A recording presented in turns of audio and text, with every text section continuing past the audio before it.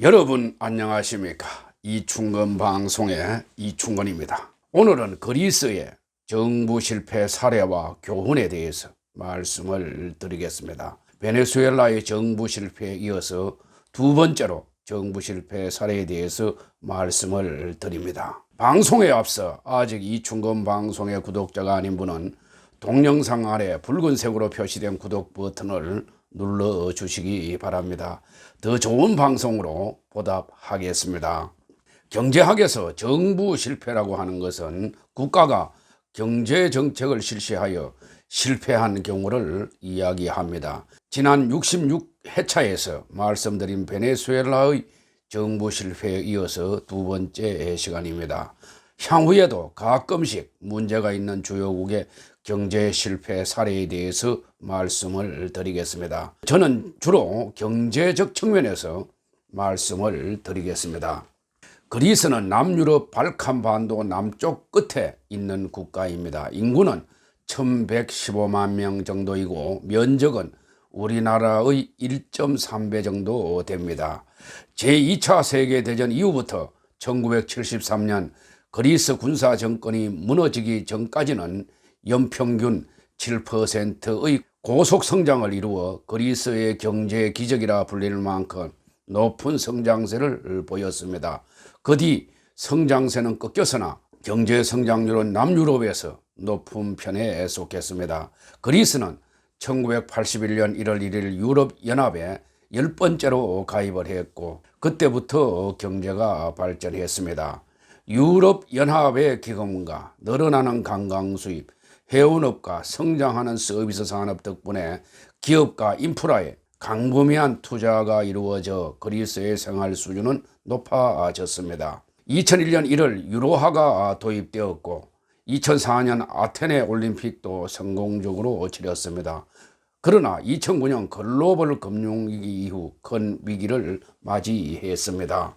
2010년 초 그리스의 구제금융으로 촉발된 남유럽 재정위기는 유로존 출범 10년 이후 맞이한 가장 큰 위기이며 현재도 그 여파가 진행 중에 있습니다.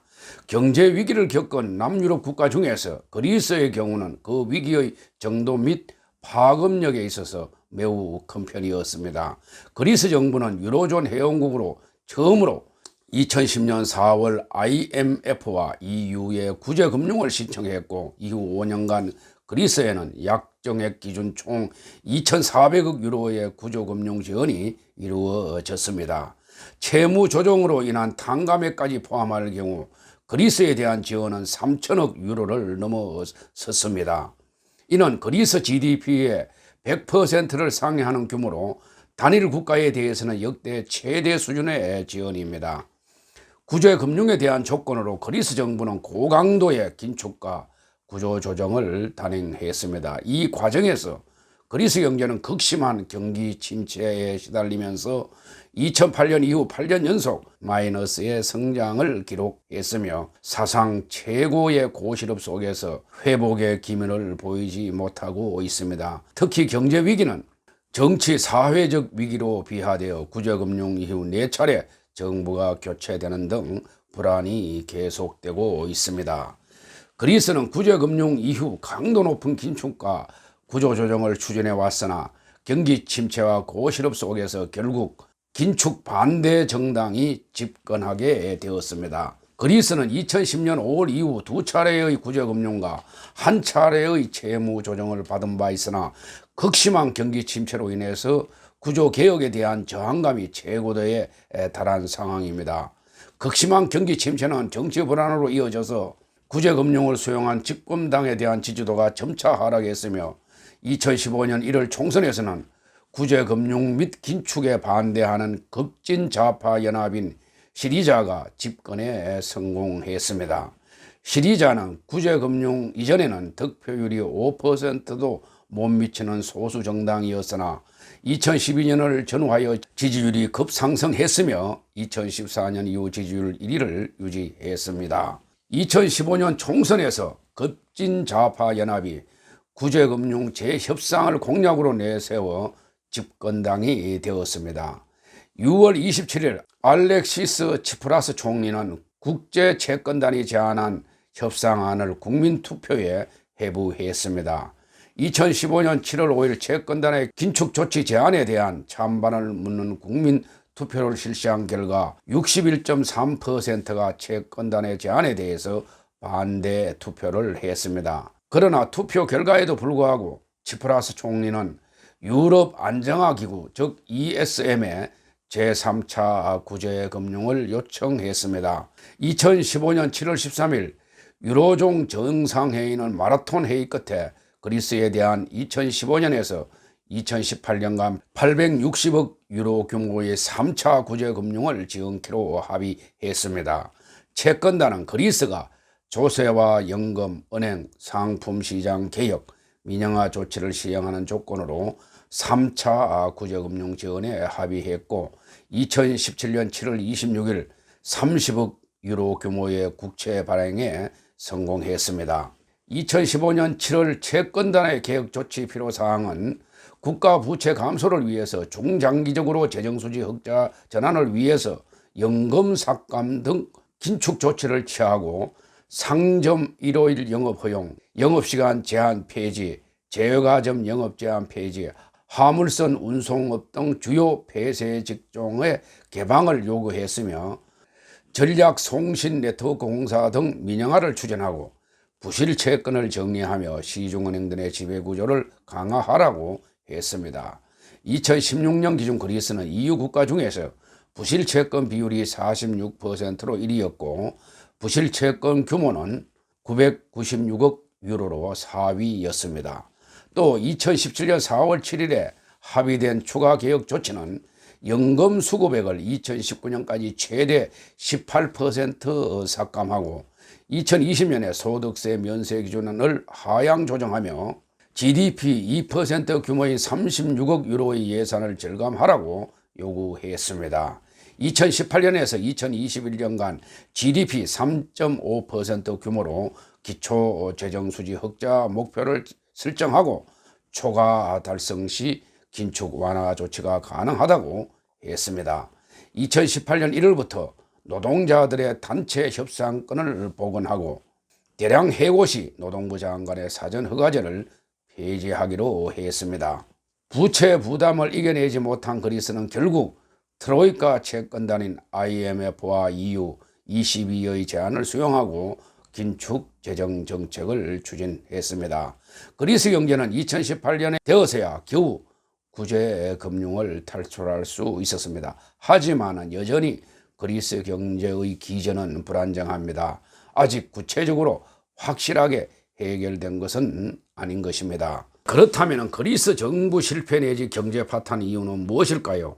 그리스의 경제 위기는 유로존 가입에 따른 환율 정책 기능 상실, 선심성 사회복지 지출 확대 등에 따른 국가 부채 급증, 대외 환경 변화에 취약한 관광산업 위주의 경제구조, 부정부패와 과대한 지하경제 등 여러 가지 요인이 복합적으로 작용한 결과라고 생각됩니다. 그 이유에 대해서 자세히 말씀을 드리겠습니다. 첫째, 포퓰리즘적 좌파적 사회주의 정책의 도입으로 무리한 복지 지출의 증가가 있었습니다. 1981년 총선에서 좌파 성향인 사회당이 승리한 후 그리스는 그동안 경험하지 못한 나라로 바뀌었습니다. 그리스 총리가 된 안드레아스 파판드레우는 인기 영합주의를 전면에 내세워 국민들의 표를 얻었습니다. 국민이 원하는 것은 무엇이든 해주라라는 그의 지시는 지금 들어도 파격적인 포퓰리즘적 정책을 쏟아내는 단초가 되었습니다. 1988년 당시 그리스 아테네에 살던 교민들에 따르면 정부는 출근 시각인 오전 9시까지 모든 대중교통을 무료로 운영했고 초등학교부터 대학원까지 학비는 물론 교재를 사는 돈까지 모두 무상으로 지원했습니다. 우리나라와 같은 건강보험이 없더라도 그리스 국민이라면 누구든 국립병원에서 무상으로 의료 서비스를 받았습니다. 장기 거주하는 외국인들에까지 일부 무상 의료 혜택을 주었다고 합니다. 파판드레우는 이 같은 포퓰리즘 정책을 기반으로 총 11년간 장기 집권을 했습니다. 그가 집권하는 동안 그리스는 그야말로 부채가 급증했습니다. 1974년 집권한 중도 우파 성향의 신민주당이 만든 황금률, 즉 골든 룰도 깨졌습니다. 신민주당의 황금률은 국가 재건을 위한 공공투자 부문을 제외하고는 재정 적자가 나지 않아야 한다는 것이었습니다. 그리스는 그때까지 GDP 대비 국가 채무 비율이 20%를 유지하고 있었습니다. 파판드레우 총리가 취임 전인 1980년 22.5%였던 국가 채무 비율은 1983년에 33.6%, 1984년에 40.1%로 늘어났습니다.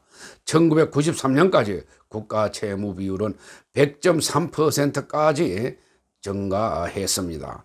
15년이 채 되지 않는 기간에 일어난 일입니다. 1980년 9.9%였던 GDP 대비 사회복지 지출 비중도 1985년 15.4%로 늘어났습니다. 파판드레우 집권 전 50여 년, 즉 1929년에서 1980년 동안 연평균 5.2%로 세계 1, 2위를 다투던 그리스의 경제 성장률은 집권 후 8년, 즉 1981년에서 1981년간 평균 1.5%로 추락했습니다. 경제 성장률 악화로 기업들이 채용을 줄이면서 민간 일자리도 줄어들었습니다. 파판드레우 총리는 민간 일자리 대신 가장 쉬운 공공부문 일자리를 늘리는 식으로 일자리를 만들었습니다. 공무원 처우도 끌어올렸습니다. 파판드레우 총리 취임 1년 만인 1982년 그리스의 공공부문 임금 지급액은 전년 대비 33.4%나 증가했습니다. 공무원은 증가했지만 행정 시스템은 갈수록 효율이 떨어졌습니다. 뭐 하나 허가를 받으려면 기약 없이 기다리는 일이 잦아졌습니다. 우리나라로 치면은 주민등록 등본 정도 되는 간단한 서류 발급조차 도장 찍을 사람이 많다는 이유로 며칠씩 걸리기 부지기수였다고 합니다. 또 공무원 1명이나 2명이면서 할 일을 3명이나 4명씩 하다 보니 시간이 오히려 더 걸렸다고 합니다. 그리스 공무원들에게 빠른 일 처리를 부탁하면 천천히 하자는 뜻의 씨가라는 답이 돌아왔다고 합니다. 우리나라가 빨리빨리를 외치며 성장가도를 달리고 있을 때 그리스는 씨가를 말하며 여유를 부렸다고 합니다. 일을 빨리 처리하려면 뒷돈을 줘야 하고 이때부터 그리스는 무너지기 시작했다고 합니다. 당시 그리스의 실업률이 높자 실업률을 줄이기 위해서 공무원 수를 증가시킨 것입니다. 이는 최근 문정부의 정책도 비슷합니다. 이에 따라 공무원 연금과 인건비가 증가하여 국가 재정을 더욱 어렵게 만들었습니다. 또한 선심성 복지 지출이 증가하여 GDP 대비 사회복지 지출 비중이 2000년 8.7%에서 2015년 25%로 증가하고 국가 채무 비율도 2006년 103.6%에서 2016년 179%로 급증하는 등 국가 경제의 최후 보루인 재정 건전성마저 악화되었습니다. 둘째, 무리한 유로존 가입도 문제였습니다. 그리스는 2001년 유로존에 가입할 당시 많은 재정 적자를 가지고 있었는데 유로존에 가입하는 무리한 선택을 하게 됩니다. 유로존이란 유럽연합 즉 EU의 단일 화폐에 해당하는 유로화를 사용하는 국가를 뜻합니다. 그리스는 골드만삭스와 통화스와프 거래 100억 달러 규모를 유로화로 환전하여 잠시나마 부채를 줄일 수 있었지만 2004년 아테네 올림픽, 통화정책 불가 등으로 재정적인 타격을 입었습니다. 또 그리스는 골드만삭스로부터 28억 유로를 빌리는데 6억 유로의 비용을 지불해야 했습니다. 이는 2001년 골드만삭스가 정권거래와 자본투자에서 올린 실적의 12%에 해당하는 것이었습니다. 28억 채무는 2005년까지 2배 가까운 51억 유로로 증가했습니다. 그리스 사태는 무리하게 유로존에 가입하기 위해 그리스 정부가 골드만삭스와 맺었던 파생상품 계약에 의해서 걷잡을 수 없이 커지게 되었습니다. 골드만삭스에는 엄청난 수익을 안겼지만은 국가 채무는 거의 2배로 늘어났습니다. 유로존에 가입하게 되면 환율 정책을 취할 수가 없어 경제 상황에 적절한 대처를 할 수 없게 되었고 부채가 부채를 낳는 최악의 상황으로 번지게 되었습니다. 그리스는 경제가 건실하지 못한 상태에서 유로존에 가입함에 따라 환율의 자율적인 조정 기능의 상실로 경상수지 적자가 심화되었습니다. 특히 유로존의 이점을 활용하여 저리의 해외 자본도 유치했으나 인프라 등 생산적 투자보다는 부동산 등 비생산적인 분야에 소진했습니다. 셋째, 공무원 수가 많고 부정부패가 심했다는 것입니다. 그리스는 공무원이 지나치게 많고 그리스 국민의 약 10%가 공직에 있습니다. 필요 없는 공무원 숫자가 너무 많습니다. 공무원 회계는 100년 전부터 법에 의해 불가능하게 되어 있습니다. 예를 들어 우편 도착을 확인하는 일 하나만을 하는 공무원이 있는데 이들조차 해고가 불가능할 정도입니다. 이들의 봉급도 상당히 높습니다. 공무원들의 정치에 대한 영향력도 상당히 큽니다. 이러한 공무원 계층은 긴축 정책에 극렬히 반대하면서 매우 폭력적인 시위를 벌이고 있습니다. 정권을 잡은 정당마다 자기 당원들을 공무원 시켜주면서 세를 불린 점도 있습니다. 비정상적인 공공부문이 교묘하게 시민 세력이나 정치권에 들어가서 절대 반대를 외치고 있습니다. 현재 그리스의 어느 계층이든 자신이 질 책임에는 안중에 없습니다. 반대를 외치려면 깨끗하게라도 해야 되는데 그리스 내부에서는 오랫동안 탈세가 성행했습니다. 부유층이든 중산층이든 저소득층이든 탈세가 성행했기 때문에 국가 재정 관리가 제대로 될 리가 없었습니다. 더 놀라운 것은 국가 재무 담당관들이 마음만 먹으면 제도를 통해 탈세를 잡을 수 있음에도 불구하고 이런저런 핑계로 탈세를 척결하지 않았던 것입니다. 한마디로 나라의 건강부터 썩었는 것입니다. 2015년 미 브루킹스 연구소는 연간 그리스 GDP의 8%가량인 200억 유로가량이 탈세와 부패로 사라진다고 지적한 바 있습니다. 그리스는 자신의 집에 개인 수영장을 가지면 1년에 60만 원 상당의 세금을 내야 하는데 2008년 그리스의 부유한 지역인 에킬리 교회에서 수영장이 있다고 신고한 사람은 324명에 불과했으나 구글 어스의 위성사진을 이용해서 그리스 세무당국은 모두 16,972개의 수영장을 찾을 수 있지만은 무시합니다. 파켈라키는 작은 봉투를 뜻하는 그리스어로 세무서나 각종 인허가 담당 공무원에게 주는 뇌물을 뜻하는 단어로 따로 존재할 정도입니다. 뜻값이나 촌지와 비슷한 단어입니다. 사회 전반에 뿌리 깊게 부정부패와 정실주의가 만연하고 세금 탈루 등 지하경제가 상당해서 GDP 대비 26.5%나 되는 수준이고 변호사와 택시기사 등 특정 직종에 진입하기 위한 거래 비용이 상당하여 경제의 활력 및 공정한 경쟁을 저해하고 있습니다. 네 번째, 제조업의 비중이 낮고 관광산업의 가대에 오전하는 경제도 문제입니다.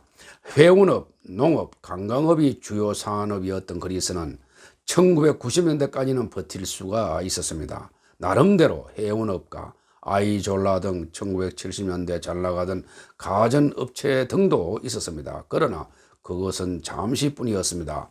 해운업이 아시아 국가들에게 밀리기 시작하고 임금 상승과 물가 때문에 제3국으로부터 공장을 이전하면서 나머지 산업인 농업과 관광업에만 경제 비중이 쏠리기 시작했습니다.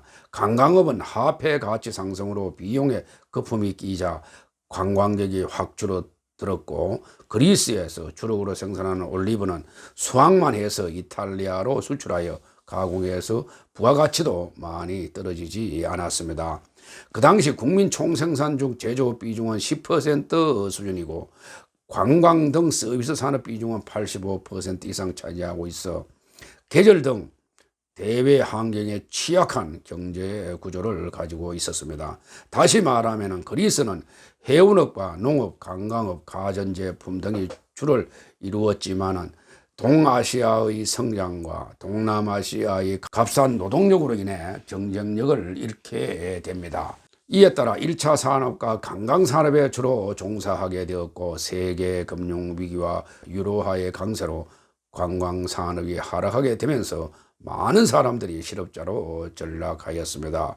이러한 경제위기 속에서 별다른 대처 능력을 가지지 못한 그리스 경제는 큰 타격을 받게 되면서 소비의 둔화가 발생하며 더욱 침체하게 되었습니다.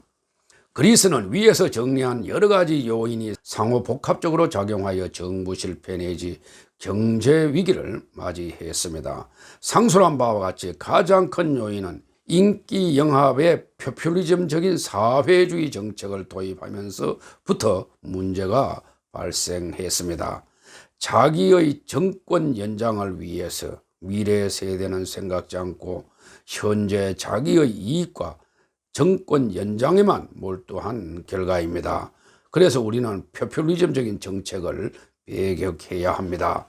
그리스는 1980년대 연평균 5.6%, 1990년대 2.9%로 낮은 경제 성장률을 보였으나 유로존에 가입한 2000년대에는 8.7%로 비교적 높은 경제 성장을 보였습니다. 그러나 높은 경제 성장률은 2009년 글로벌 금융위기 이후 지속되지 못했으며 과도한 부채에 따른 국가재정 악화로 부도 사태에 직면하면서 대략적으로 2010년 이후 2016년까지 평균적으로 마이너스의 성장을 보였습니다. 최근 그리스의 경제 성장률을 보면은 2015년 마이너스 0.3%, 2016년 마이너스 0.2%, 2017년 1.4%, 2018년 2.2%, 2019년 1.9%의 성장을 보였습니다. 실업률은 2015년에 24.9%, 2016년에 23.6%, 2017년에 21.5%, 2018년에 19.5%, 2019년에 17.3%였습니다. 지난 4월에 발표한 IMF의 세계경제 전망 수정치에 따르면 2020년 그리스의 경제 성장률은 마이너스 10.0%로 전망했고 실업률은 22.3%로 전망을 했습니다. 그리고 그리스의 GDP 대비 재정수지 적자 비율은 포퓰리즘 이전기보다 포퓰리즘 시기에 악화되었습니다. 즉 그리스는 포퓰리즘 시기 직전인 1980년에 마이너스 2.8%에서 포퓰리즘 시기인 2004년에는 마이너스 8.8%까지 확대되었다가 2015년에는 마이너스 3.1%로 감소했습니다. 그리스는 또 포퓰리즘 시기 직전인 1980년 GDP 대비 정부 부채 비율이 22.5%였으나 포퓰리즘 시기인 2004년에 102.9%로 증가했고 이후 2015년 176.9%, 2019년 181.7%까지 증가했습니다. 2018년 8월부로 국제통화기금과 EU는 그리스 경제의 관리 체제를 끝냈습니다. 그리스가 가진 상당수의 부채를 탕감하고 경제 구조를 바꿨지만은 그리스의 경제 사정은 여전히 좋지 못하고 나머지 부채에 대해서도 상환할 가능성이 낮은데도 불구하고 프로그램 종결을 선택했습니다. 이 때문에 뒷말이 나오고 있습니다. 2020년 내로 IMF 체제에서 벗어날 예정인데 더 두고 봐야 하겠습니다. 경제 위기 시 그리스 국민들은 독일에 대해서 2차 세계대전 배상금을 달라고 데모를 했는데 아무튼 독일이 주축이 되어 관리 체제를 끝냈습니다. 그리스의 재정위기 기저에는 만성적인 경상수지 적자가 있습니다. 보통 한 나라에서 경상수지 적자가 발생하면 환율이 상승하여 수출 경쟁력을 확보하고 이를 통해서 경상수지가 개선됩니다. 그런데 그리스는 유로존에 가입함으로써 독자적인 환율 정책을 쓸 수가 없게 되었습니다. 결국 유로존에 묶여 있는 한 환율을 통한 가격 경쟁력 확보는 불가능하고 물가와 임금의 하락을 통해서 가격 경쟁력을 확보하거나 기술력 향상을 통한 제품 경쟁력을 확보해야 하는데 이 둘 다 쉽지 않은 일입니다. 그리스 경제는 아직 국가 채무 비율과 실업률이 높은 데다 상술한 복합적인 이유로 낙관할 수 없는 것입니다. 오늘은 여기까지입니다. 끝까지 시청해 주셔서 대단히 감사합니다.